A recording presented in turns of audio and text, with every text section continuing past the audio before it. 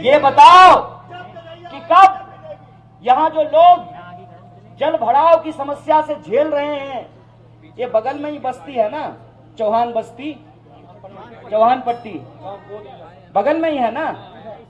आपको मालूम है उस गांव को किसी ने गोद लिया था 2014 में। तो मैं आपसे पूछना चाहता हूं कि जो बच्चा गोद में था वो चलना शुरू किया है कि अभी तक गोद में ही बैठा हुआ है?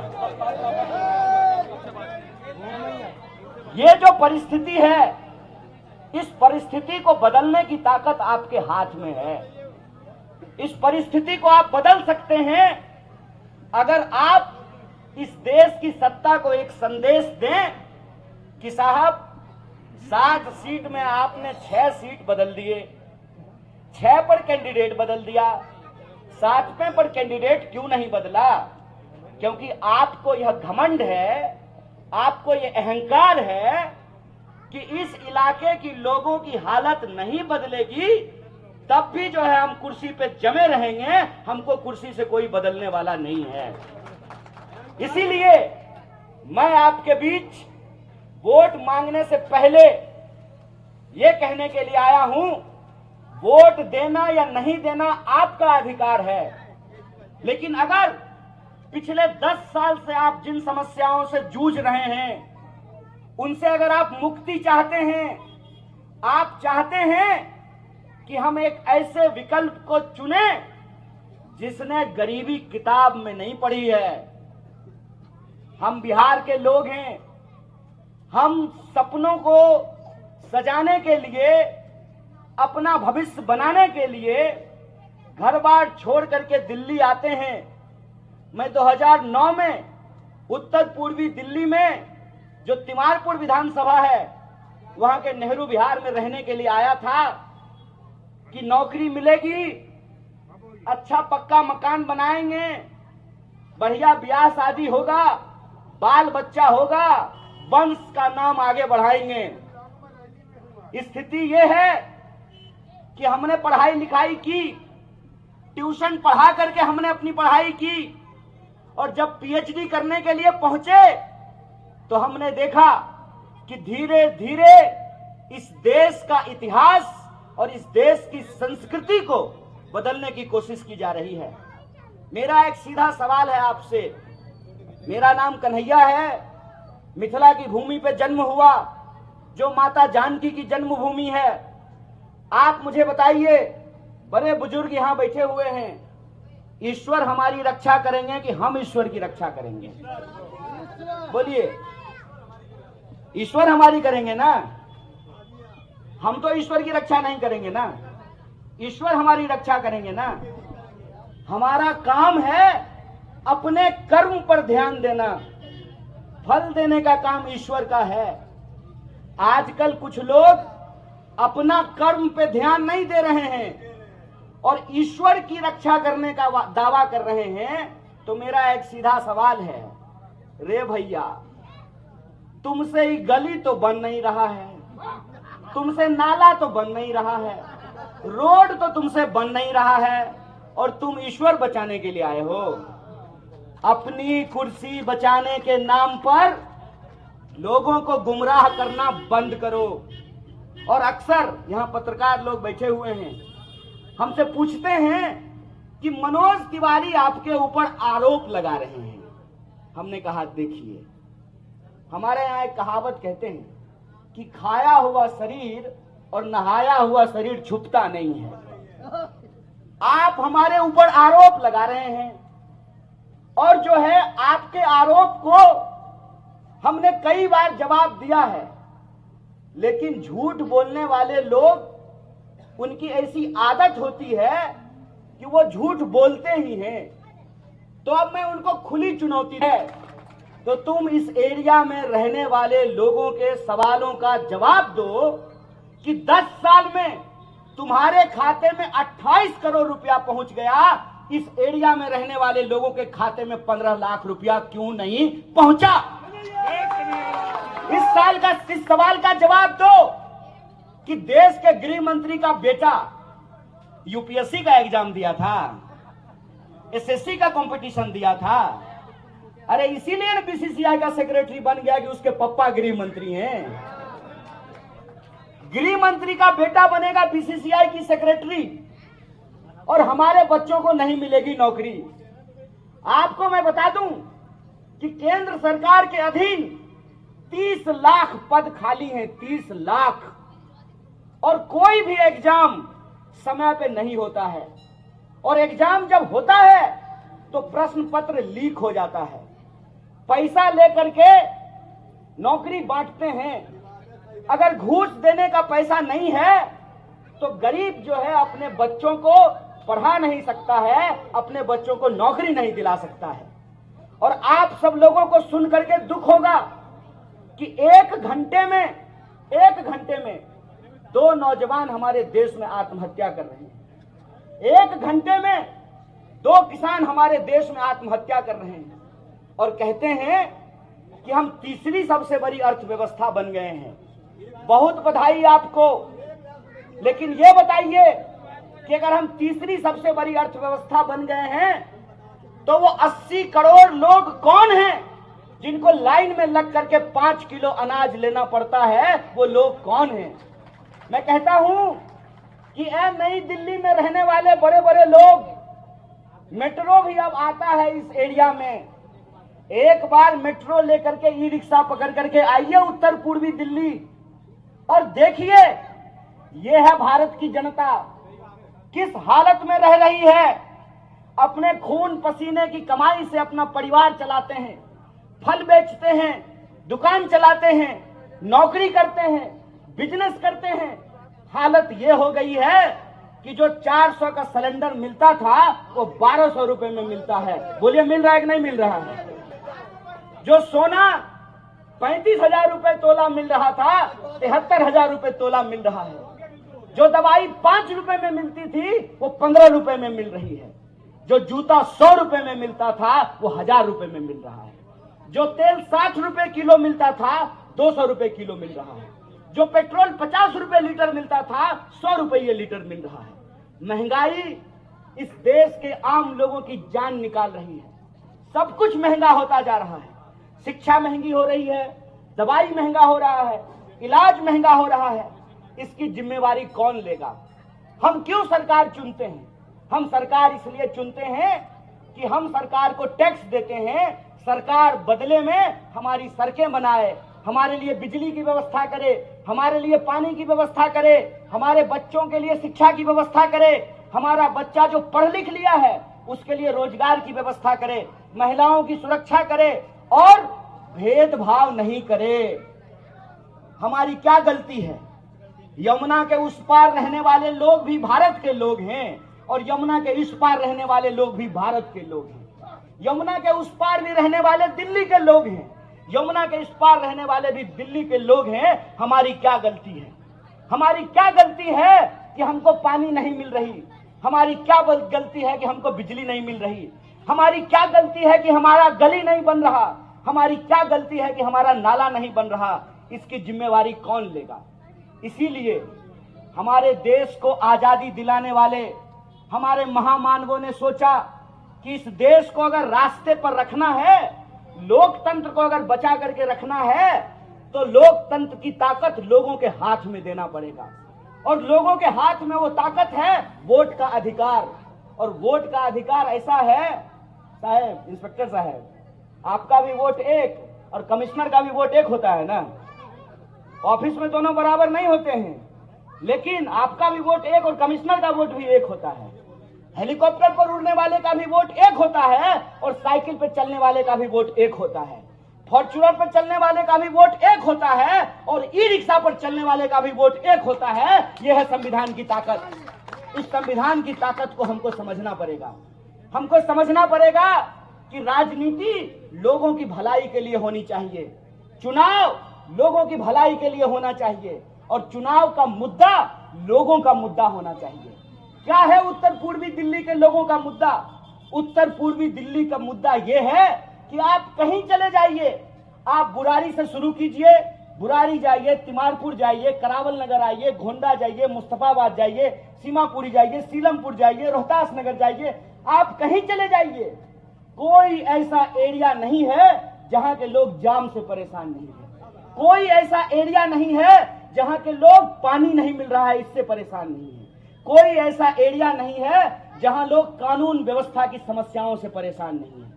आप बुराई से शुरू कीजिए, डीडीएम मनमानी करता है, लोगों के घरों को अनऑथराइज्ड कॉलोनी बोल करके उस पर बुलडोजर चला देता है, लोगों के साथ मनमानी करता है। जो लोग माफियागिरी करते हैं इस एरिया में वो लोगों को तंग करते हैं। इसीलिए मैं आपसे कहने के लिए आया हूं, देखिए साहब, आपके सामने हम एक विकल्प बन करके खड़ा हैं। आप चाहें तो इस विकल्प को स्वीकार करें, आप चाहें तो इस विकल्प को ठुकरा दें, ये आपकी जिम्मेवारी है, ये आपको तय करना है। मैं सिर्फ आपको ये कहने के लिए आया हूं कि आपकी हालत हमने सूरत जैसी नहीं बनने दी है। उत्तर पूर्वी दिल्ली में हमने सूरत जैसे हालात नहीं बनने दिए हैं। हर कोशिश की जाती है लोकतंत्र का गला दबा करके हमारे ऊपर तानाशाही थोपने की। इस देश को ये जेल में तब्दील कर देना चाहते हैं। ये चाहते हैं कि इस लोकतंत्र से विपक्ष समाप्त हो जाए। जो भी बोलने वाला इंसान है, जो भी इनसे सवाल पूछने वाला इंसान है, जो भी इनका गिरेबान पकड़ करके इनसे प्रश्न पूछता है, उसको ये बदनाम करने का काम करते हैं, मुझे भी बदनाम करते हैं। मेरा एक सीधा सवाल है कि अगर हमने कोई गलती की, तुम्हारे पास कोई सबूत है, मैं नकली वीडियो की बात नहीं कर रहा हूं, अगर सचमुच तुम्हारे पास कोई सबूत है तो तुम 18 महीने से मनीष सिसोदिया जी को जेल में बंद करके रखे हो और मैं 8 साल से घूम रहा हूं और कॉलर पकड़ करके तुमको तुम्हारी औकात बता रहा हूं। क्यों? क्योंकि हम सच के साथ खड़े हैं, हम सच के साथ खड़े हैं। हम जो पूछते हैं इस देश हित में पूछते हैं, हम जो लड़ते हैं लोगों के हक के लिए लड़ते हैं। हमने लोगों का नमक खाया है, इसलिए हम नमक की अदायगी कर रहे हैं और उसी नमक की अदायगी करने के लिए मैं आपके बीच में आया हूं। कांग्रेस पार्टी ने और इंडिया अलायंस ने मुझे उत्तर पूर्वी दिल्ली का प्रत्याशी बनाया है, लेकिन मैं आपसे कहता हूं कि एक व्यक्ति को एमपी बनाने का चुनाव नहीं है, एक पार्टी की सरकार बनाने का चुनाव नहीं है, किसी एक व्यक्ति को प्रधानमंत्री बनाने का चुनाव नहीं है। ये चुनाव इस बात का फैसला करने के लिए है कि इस देश में लोकतंत्र रहेगा कि नहीं रहेगा। यह चुनाव इस बात का फैसला करने के लिए है कि इस देश में संविधान रहेगा कि नहीं रहेगा। कैसी खुलेआम बेईमानी चल रही है। जिन लोगों पर ये आरोप लगाते हैं वो व्यक्ति अगर इनकी पार्टी ज्वाइन कर ले तो सारा आरोप धुल जाता है। मैं कहता हूं कि अगर केजरीवाल जी भाजपा के साथ गठबंधन कर लेते तो वो जेल में नहीं होते, अगर मनीष सिसोदिया जी भाजपा के साथ गठबंधन कर लेते तो वो जेल में नहीं होते। यह जो हमारी आंखों के सामने हो रहा है, इसका फैसला हम लोगों को करना पड़ेगा और हमको ये समझना पड़ेगा कि हम अपने कर्म से ही, गीता में यही लिखा हुआ है ना कि कर्म करो फल की चिंता मत करो। हमको अपने कर्म से ही अपने काम को सार्थक करना पड़ेगा। और इस एरिया में जो रहने वाले लोग हैं, जो 24 लाख वोटर हैं, उनको ये फैसला करना पड़ेगा कि वो बदलाव चाहते हैं कि नहीं चाहते हैं। अगर आप बदलाव चाहते हैं तो एक बदलाव के विकल्प के रूप में हम आपके सामने खड़े हैं। बोलिए, आप उत्तर पूर्वी दिल्ली में बदलाव चाहते हैं? दोनों हाथ उठा करके बोलिए। आगे से हैं तो कोई आकर के आपको गुमराह करने की कोशिश करे। सांसद महोदय आ रहे हैं और जब लोग उनसे पूछता है, आज आए थे वहां पुस्ता की सड़क पे सुबह पे और गली में घुसने का हिम्मत नहीं, पूछते कि साहेब गाना बजाना ही होगा कि सड़क भी बनेगी, गली भी बनेगा? इस सवाल का जवाब उनके पास नहीं है। इसी आपका अपना मुंह गंदा हो जाएगा। आपका अपना मुंह इसलिए गंदा हो जाएगा कि हम विपक्ष में हैं, सवाल पूछना हमारा काम है। आप सरकार में हैं और आप 10 साल से सरकार में हैं, जवाब देना आपका काम है, सवाल पूछना आपका काम नहीं है। आप सवाल पूछ रहे हैं, आप जवाब दीजिए। जवाब दीजिए कि आप आकर के चुनाव के वक्त में हाथ जोड़ करके कह रहे हैं कि 4 महीना का और वक्त दे दो। क्या 4 महीना का टाइम मांग रहे हैं ना? गनीमत है कि 4 महीना मांगा है। क्या पता 9 महीना मांग लेते कि वो जो बच्चा गोद में है वो बच्चा चलने लगता, विकास नाम का बच्चा। 4 महीना मांग रहे हैं। तो आप तय कीजिए कि जो आदमी 10 साल में डबल पुश्ता नहीं बनाया, जो आदमी 10 साल में अपने नाम का एक पत्थर नहीं लगाया, जो आदमी 10 साल में एक स्कूल नहीं बनाया, जो आदमी 10 साल में एक अस्पताल नहीं बनाया, आपको लगता है कि 4 महीना उसको मौका दे दीजिएगा तो कुछ करेगा? बोलिए, लगता है? तो फिर से गुमराह होंगे हम लोग, फिर से गुमराह करने की कोशिश करेंगे कोई। इसीलिए हम आपसे कहने के लिए आए हैं कि हम आपसे वोट मांगने नहीं आए हैं। हम सिर्फ आपसे ये कहने के लिए आए हैं कि मैं एमपी कैंडिडेट नहीं हूं, आपको एमपी कैंडिडेट बनना पड़ेगा। ये आपके अस्तित्व की लड़ाई है, ये आपके आत्मसम्मान की लड़ाई है। और मैं कहता हूं कि अपने आत्मसम्मान के लिए हमको खुद ही खड़ा होना पड़ता है। माता जी, हम रोते नहीं हैं तो आपको पता चलता है कि भूख लगा है। बच्चा रोएगा तब न पता चलेगा कि भूख लगा है। इसीलिए हमको अपने हक में आवाज उठानी पड़ेगी। बोलिए, आप आवाज उठाने को तैयार हैं? उत्तर पूर्वी दिल्ली के लोग न्याय चाहते हैं। अगर न्याय चाहते हैं तो आप एमपी कैंडिडेट बनिए, घर घर जाइए, गली गली जाइए, लोगों से बात कीजिए और लोगों को कहिए कि 10 साल हमने किसी को मौका दिया, एक मौका किसी और को देखते हैं। काम करेगा तो ठीक, नहीं काम करेगा तो कान पकड़ करके इसको भी गद्दी से नीचे उतार देंगे। बोलिए, ठीक बात कि नहीं ठीक बात? और अगर आप इसके लिए तैयार हैं तो एक बात मैं कहना चाहता हूं, जो नौजवान यहां पे सुन रहा है, सुन लो मेरे भाई। अगर आपके पास डिप्लोमा है और हमारी सरकार बनी तो हम 1 लाख की पहली नौकरी की गारंटी करते हैं। जो हमारी महिलाएं सुन रही हैं, सुन लीजिए माताएं बहनें, अगर हमारी सरकार बनी तो महालक्ष्मी योजना के तहत हर महीने आपको 1000 रुपया ऑलरेडी दिल्ली सरकार देता है ना, हर महीने 1500 देता है। 1000 हम 8500 रुपया जो है आपको देने का काम करेंगे। अगर हमारी सरकार बनी तो जो नौजवान है, जो विद्यार्थी पढ़ता है, सुनो मेरी भाई, अगर इस देश में बड़े पूंजीपतियों का कर्जा माफ हो सकता है, इन्होंने अपने दोस्त का, बड़े पूंजीपतियों का, बड़े धन्ना सेठों का 16 लाख करोड़ कर्जा माफ किया है।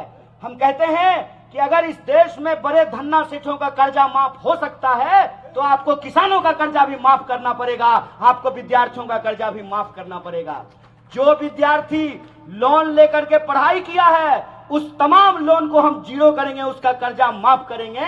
और कर्जा हम इसलिए माफ करेंगे कि कर्ज लेकर के बच्चा पढ़ता है, इंजीनियर बनता है, एमबीए करता है, लेकिन जब नौकरी ढूंढने के लिए जाता है तो उसको नौकरी नहीं मिलती है। तो हम विद्यार्थियों का कर्जा माफ करेंगे। तो हम नारी न्याय करेंगे, युवा न्याय करेंगे, किसान न्याय करेंगे, विद्यार्थियों का साथ न्याय करेंगे। और इस देश के अंदर रहने वाले जो 140 करोड़ लोग हैं, यह देश हम सबका है। यह देश जितना धनवानों का है उतना ही गरीबों का है। और चप्पल पहनने वाला गरीब का एक बच्चा आपसे वादा करता है कि हम अपना हक लेकर के रहेंगे। आप हमारी आवाज को ताकत दीजिए, संसद में आपकी आवाज गूंजेगी, संसद में आपकी मांग गूंजेगी और आपके हक और अधिकार के लिए अपने खून के आखिरी बूंद तक संघर्ष करेंगे। इसी आशा और उम्मीद के साथ कि इस बार आप बदलाव के पक्ष में काम करेंगे और उत्तर पूर्वी दिल्ली में बदलाव होकर के रहेगा। बोलिए, बदलाव होगा, परिवर्तन होगा। तो इस बार 25 मई को आप परिवर्तन कीजिए। चिन्ह है, चिन्ह के बारे में एक बात आपको बता देते हैं कि दिल्ली में आम आदमी पार्टी और कांग्रेस पार्टी का गठजोड़ हुआ है। और इस गठजोड़ में दिल्ली की जो 7 सीट है, 4 सीट पे आम आदमी पार्टी लड़ रही है, झाड़ू वाले लड़ रहे हैं। और 3 सीट पे कांग्रेस पार्टी लड़ रही है, हाथ का पंजा वाला पार्टी लड़ रहा है। इसीलिए आपके यहाँ वो बदलाव का चिन्ह हाथ का छाप है और वो छाप 2 नंबर पे है। आप उत्सव की तरह तैयार होकर के अपने घरों से निकलिए और परिवर्तन के उस बटन को दबाइए और उत्तर पूर्वी दिल्ली में बदलाव लेकर के आइए।